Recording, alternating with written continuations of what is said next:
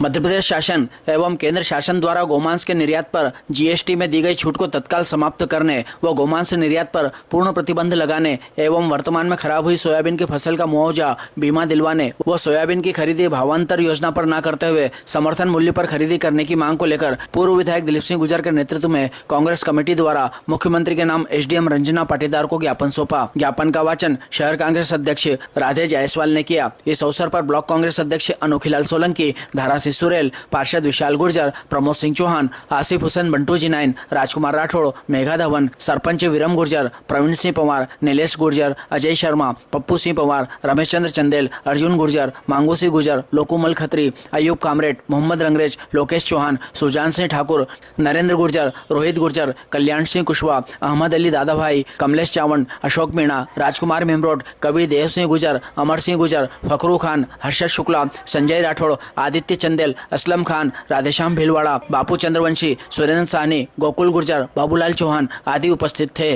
माननीय मुख्यमंत्री महोदय, मध्य प्रदेश शासन भोपाल द्वारा अनुविभागीय अधिकारी महोदय नागदा, मध्य प्रदेश शासन और केंद्र शासन द्वारा गौमांस के निर्यात पर जीएसटी में दी गई छूट को तत्काल समाप्त करने व गौमांस निर्यात पर पूर्ण प्रतिबंध लगाने, वर्तमान में खराब हुई सोयाबीन की फसल का मुआवजा, बीमा दिलाने व सोयाबीन की खरीदी भावांतर योजना पर न करते हुए समर्थन मूल्य पर खरीदी करने बाबत महोदय साहब निवेदन है कि भारत एक कृषि प्रधान एवं गो आधारित संस्कृति वाला देश है, जहाँ गाय को माता के रूप में पूजनीय स्थान दिया गया। केंद्र और राज्य शासन द्वारा गौमांस, बीफ मीट के निर्यात पर वस्तु एवं सेवा कर जीएसटी में पूर्ण छूट प्रदान की गई है। यह निर्णय न केवल हमारी सनातन संस्कृति, धार्मिक आस्था और परंपराओं के विपरीत है, बल्कि सीधे सीधे गौवंश संरक्षण की भावनाओं का आघात पहुँचाने वाला है। इस प्रकार की छूट से अवैध गोहत्या व तस्करी को प्रोत्साहन मिलेगा, जो गौवंश की सुरक्षा व संरक्षण के लिए गंभीर खतरा है तथा धार्मिक दृष्टिकोण से यह निर्णय करोड़ों हिंदू समाज की भावनाओं को ठेस पहुंचाता है।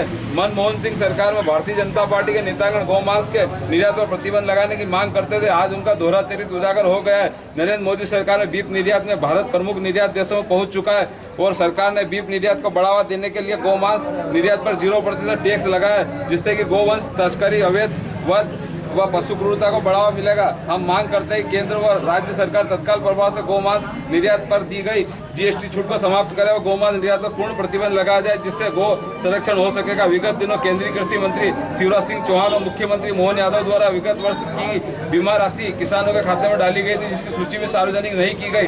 किसानों को 50-60 रुपए तक का बीमा मिला, अधिकांश किसानों को तो नाम मात्र का बीमा भी नहीं मिला। कमलनाथ सरकार में 6,000 रुपए के मान से बीमा दिया गया था, जबकि विगत 5 वर्षों में बीमा कंपनी ने किसानों से 23,000 करोड़ रुपए की राशि बीमा प्रीमियम के नाम पर वसूल की है।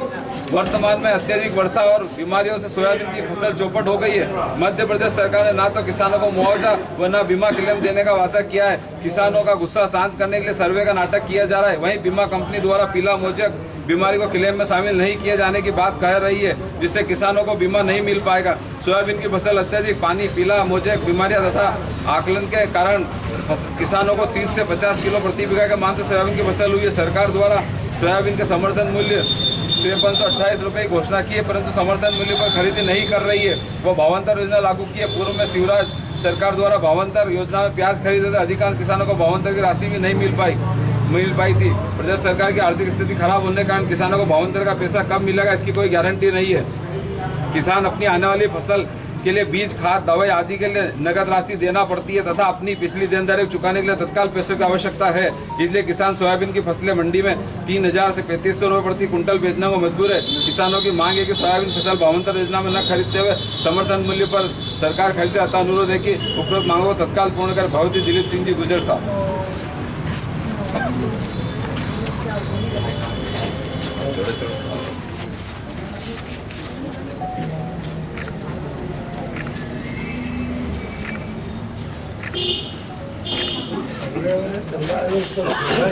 हाँ, सब चल रहा है, रिपोर्टें आ रही हैं। अभी अपन क्रॉप कटिंग भी करा रहे हैं, उसके भी डेट आना शुरू हो गए। ये बीमा कंपनी वाले बोल रहे हैं कि उसमें हम बिना मोजेक उसमें नहीं, अपने क्रॉप कटिंग का जो आएगा डेटा, उसके आधार पे बीमा का लाभ मिल जाएगा। उसमें कम भी आ रहा है, क्रॉप कटिंग में निकल रहा है 30-40 किलो ही निकल रहा है, कम मिल रहा है। ठीक है।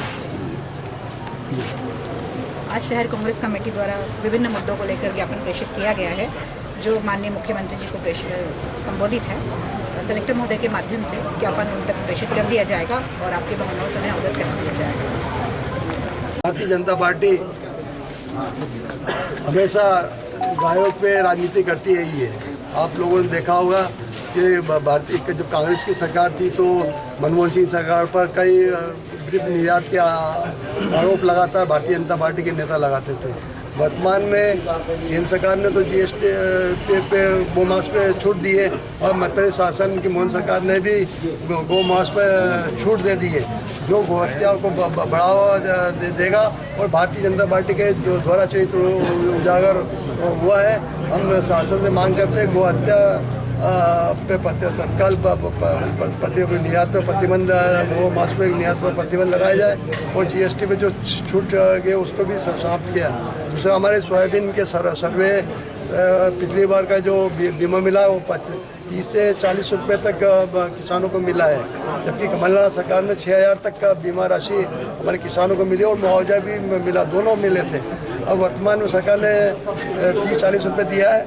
अभी भी सोयाबीन की फसलें ख़त्म हो चुकी है और जो सोयाबीन का उत्पादन में 30 से 40 किलो प्रति बीघा के मान से हो रहा है, जिससे किसानों को काफ़ी आर्थिक हानि होगी। और वर्तमान में समर्थन मूल्य 5,000 से अधिक का शासन ने घोषित कर रखा है, परंतु भावांतर में खरीदने की बात करिए। शिवराज सरकार द्वारा पहले भावांतर खरीदने की बात करी थी और जब प्याज का पैसा आज तक किसानों को नहीं मिल पाया तो किसानों को नगद भुगतान की तत्काल आवश्यकता है। तो हम सरकार से मांग है समर्थन मूल्य पे वो खरीदी करें, ना कि भावांतर पे, क्योंकि भावांतर में जो पैसा आएगा आज वर्तमान में भावांतरण के कारण, घोषणा होने के कारण किसान मंडी में 3 से 3,500 रुपये क्विंटल तक सोयाबीन बेचने में मजबूर है, जबकि किसानों को तत्काल पैसे की आवश्यकता है। उनको खाद के, बीज के, दवाइयों के और पुरानी देनदारी चुकाने की आज आवश्यकता है। हम शासन से मांग करते हैं कि वो निर्यात माल पर तत्काल पूर्ण प्रतिबंध लगाया जाए और जीएसटी पे जो छूट दी गई उसको भी तत्काल समाप्त करके 100% टैक्स लगाया जाए और किसानों को समर्थन मूल्य पर खरीदें।